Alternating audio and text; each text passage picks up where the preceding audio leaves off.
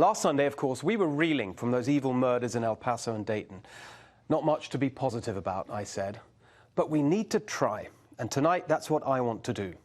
To move from hate to hope, to be positive.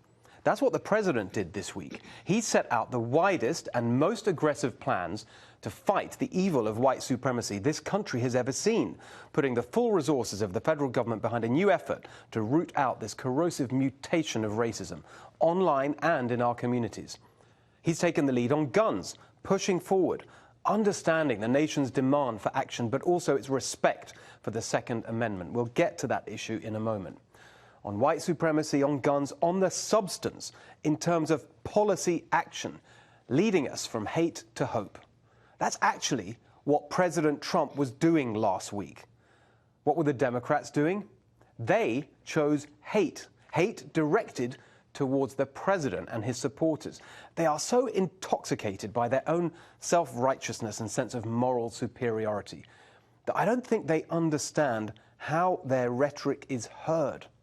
When they attack President Trump, half of America hears it as an attack on them. The Democrats called the president a white supremacist when he had literally just announced an all-out assault on white supremacy. They called him a racist when he has published an immigration plan that literally calls for over 1 million new immigrants every year, as long as they come here legally and on merit. Ben Carson nailed it.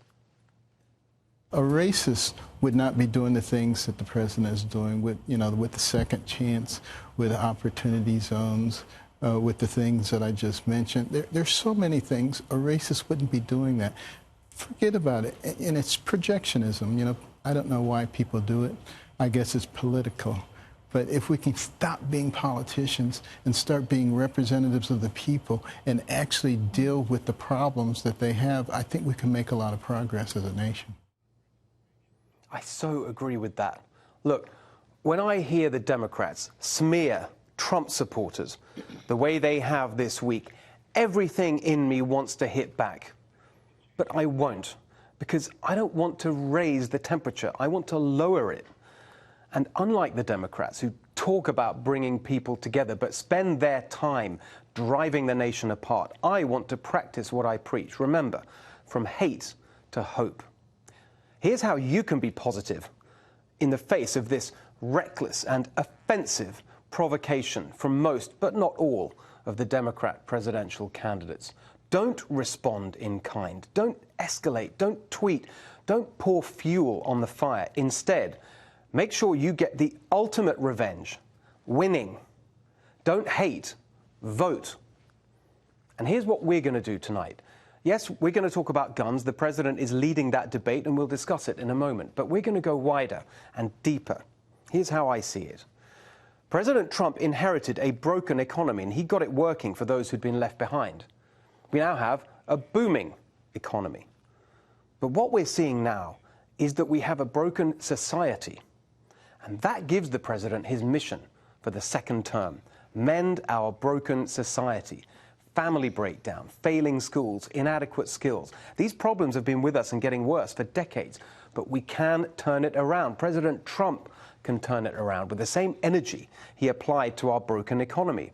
So we will bring the hope tonight with positive and practical ideas. And there's hope for our politics too. I was at the Iowa State Fair on Friday, and it wasn't just fun, but inspiring. I talked to Governor Reynolds of Iowa, who's doing an incredible job. And I talked to 3 Democratic presidential candidates who aren't joining in the chorus of hate.